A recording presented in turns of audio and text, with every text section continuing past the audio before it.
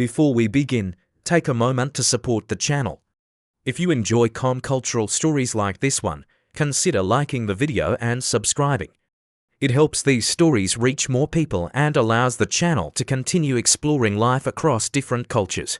There is a particular stillness that often surprises Americans when observing everyday life in Canada.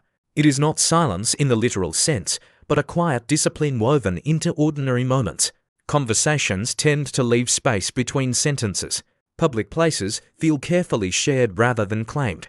The atmosphere suggests that not every thought needs immediate expression, and not every presence needs to announce itself. Early impressions often form in small, unremarkable settings. Lines move forward without commentary. Doors are held with minimal acknowledgement. Apologies appear frequently, even when no clear fault exists. To many Americans, these behaviors register subconsciously, felt rather than analyzed. The pace seems marginally slower, but more notably, it feels less performative. There is an absence of urgency to be seen or heard, creating an emotional climate that feels restrained yet stable. This quietness is not rooted in shyness or emotional distance.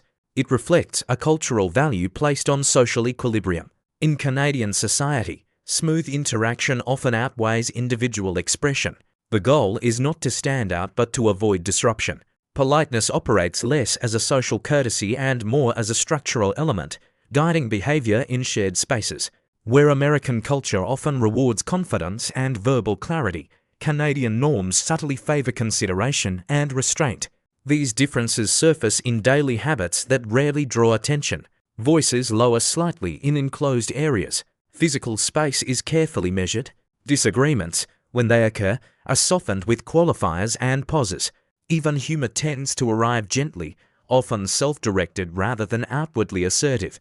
To Americans accustomed to clearer signals and stronger verbal cues, these patterns can seem almost invisible, yet they shape the emotional texture of interactions. What emerges is a social environment where harmony is quietly maintained rather than actively negotiated. Many Americans initially interpret this as emotional neutrality, only later realizing it is a form of collective attentiveness. The quiet things Canadians do are not designed to be noticed. They exist precisely to keep attention from centering on any single individual, allowing public life to move forward with minimal friction, calm continuity, and an unspoken agreement to keep the volume both literal and emotional slightly turned down. This restraint becomes especially visible in moments of minor tension. In situations where Americans might instinctively clarify, defend, or assert, Canadians often choose diffusion instead. A pause replaces interruption. A soft acknowledgement replaces correction. The emphasis is not on winning a moment, but on preserving the flow of interaction. Conflict is not avoided entirely, but it is carefully managed so it does not expand beyond its immediate context. Workplaces reflect this pattern in subtle ways. Meetings tend to unfold with fewer interruptions, and opinions are often framed as contributions rather than conclusions.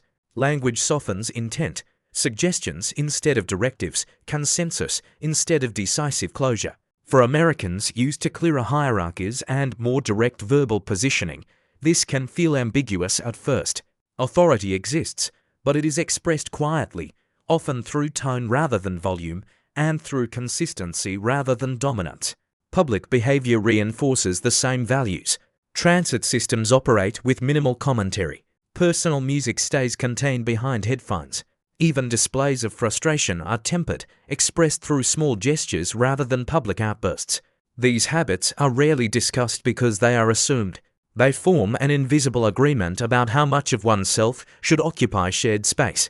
Emotional expression follows a similar pattern. Gratitude is expressed calmly. Compliments are understated.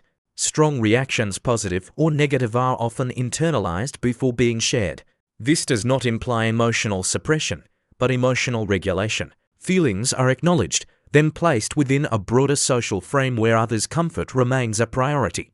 Americans, accustomed to reading enthusiasm or dissatisfaction more clearly, may initially miss these signals altogether. Over time, these quiet practices create a distinct emotional climate.